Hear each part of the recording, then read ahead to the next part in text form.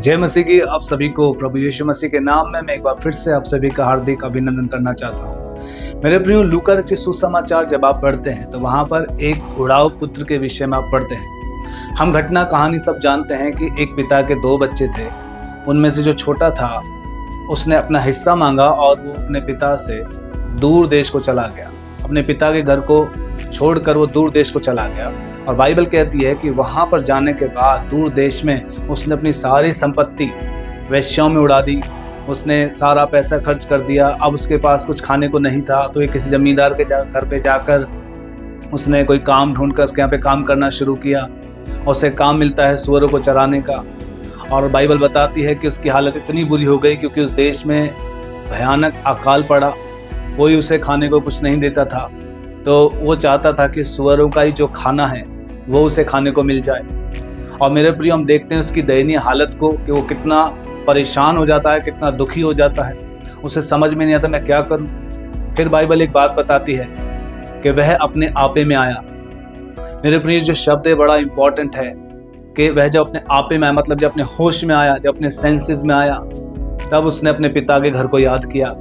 और बाइबल कहती है कि उसने अपने मन में कहा कि मैं यहाँ से उठूंगा, अपने पिता के घर जाऊंगा और मैं उससे कहूंगा, हे पिताजी, मैंने स्वर्ग के विरोध में और आपकी दृष्टि में पाप किया है। अब इस लायक नहीं रहा कि मैं आपका बेटा कहलाऊं। मुझे एक नौकर के समान ही अपने घर में रख लो। तो मेरे प्रिय, बाइबल कहती है कि वापस आया और वापस आने के बाद उसने अपने पिता से कुछ ऐसा ही कहा। सो बाइबल कहती है कि जब वापस आया तो उसके पिता ने उसको अच्छे वस्त्र दिए, अंगूठी पहनाई, पैरों में जूतियां डलवाई और उसके लिए एक बड़ी पार्टी की।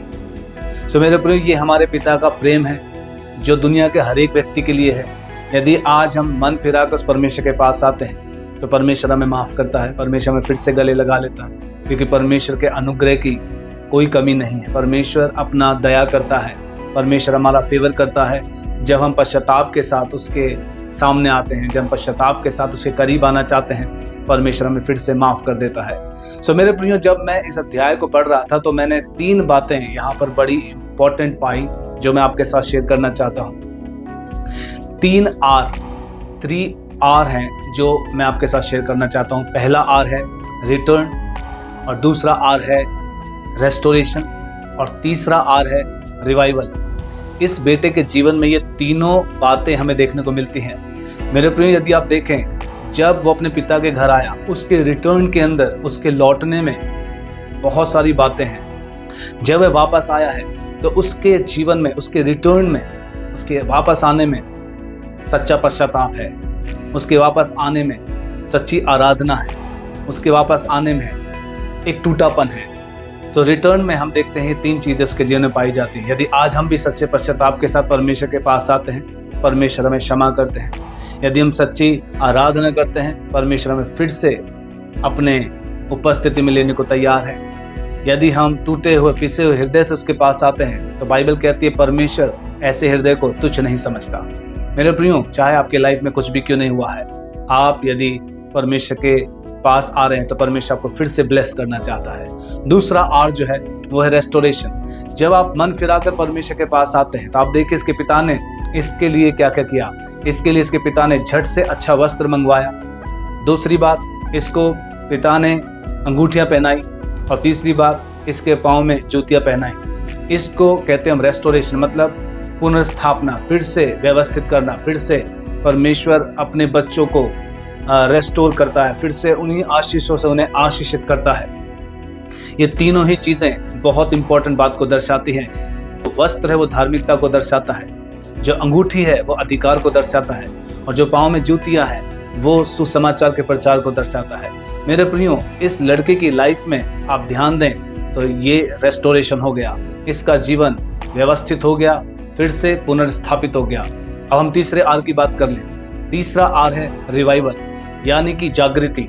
आज बहुत जगहों पर जागृति सभाएं चलती हैं, बहुत लोग बड़ी बड़ी जागृति सभाएं रखते हैं। लेकिन जब मैं जागृति शब्द के बारे में स्टडी करता हूँ, जब मैं इसके ऊपर मनन करता हूँ, तो मेरा विचार ये है, जागृति ये नहीं कि आप कहीं 5-10 मिनट गीत गा के आ गए।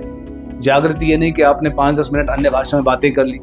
जागृति ये नहीं है। जागृति क्या है? जागृति ये है कि मैं अब अपने पिता के लिए इस्तेमाल होना चाहता हूँ। जागृति यह है कि मैं अपने पिता को अब कभी छोड़कर जाने वाला नहीं हूँ। जागृति यह है कि मैं अपने पिता से ही लिपटा रहना चाहता हूँ। जागृति का मतलब है मैं जिंदगी भर उसी परमेश्वर के सेवकाई में बना रहना चाहता हूँ। इस बेटे की लाइफ से मैं आपको सिखाना चाहता हूँ कि रिवाइवल कैसे हम देखते हैं इस बेटे की लाइफ में। मेरे प्रियो, उसने अपने पिता से कहा, मैं आपके घर में एक नौकर के समान रहना चाहता हूँ। जब उसके ओरिजिनल कॉन्टेक्स्ट को पढ़ेंगे तो वहाँ पर जो नौकर शब्द इस्तेमाल हुआ है वो हायर्ड सर्वेंट इस्तेमाल हुआ है। हायर्ड सर्वेंट, हायर्ड सर्वेंट क्या होता था? ये वो नौकर होते थे जो किराए पे लाए जाते थे। कुछ नौकर होते थे जो परिवार के पहले से ही नौकर होते थे, लेकिन हायर्ड सर्वेंट जो होता था ये किराए पे बाहर से एक्स्ट्रा लाए जाते थे और इनकी गलती पर इन्हें कभी भी निकाला जा सकता था। तो ये बेटा कहना क्या चाहता था? ये बेटा कहना चाहता था कि मुझे एक ऐसे नौकर के समान रख ले जो किराए पे लाया गया हो, यानी जब भी मैं गलती करूं, मैं कुछ करूं तो तुझे पूरा अधिकार है मुझे डिसमिस करने का। जरा सोचो मेरे प्रियो, इसे कहते हैं रिवाइवल। परमेश्वर की सेवकाई करने के लिए हम किसी भी हद तक अपने आप को गिरा देते हैं। हम किसी भी चीज़ में हम बेइज्जती फील नहीं करते हैं। इस बेटे को सोचो, जो नौकर पहले इसे खाना देते होंगे, पहले इसे कपड़े पहनाते होंगे, पहले इसके लिए सारा काम करते होंगे, ये उन्हीं नौकरों के साथ काम करने को तैयार है। ये उन नौकरों से भी निचले पद वाला नौकर बनने को तैयार है। मेरे प्रियो, सच्चा रिवाइवल यही है, सच्ची जागृति यही है जब आप परमेश्वर के प्रति अपने मन को एकदम नम्र और दीन करके उसकी सेवकाई करने के लिए तैयार होते हैं, उसके घर में रहने के लिए तैयार होते हैं। आपको सिर्फ परमेश्वर का घर ही भाता है, आपको परमेश्वर की सेवकाई ही भाती है। आप सच्चे हृदय से उसकी आराधना करते हैं। यही है सच्चा रिवाइवल मेरे प्रियो, यही है सच्ची जागृति।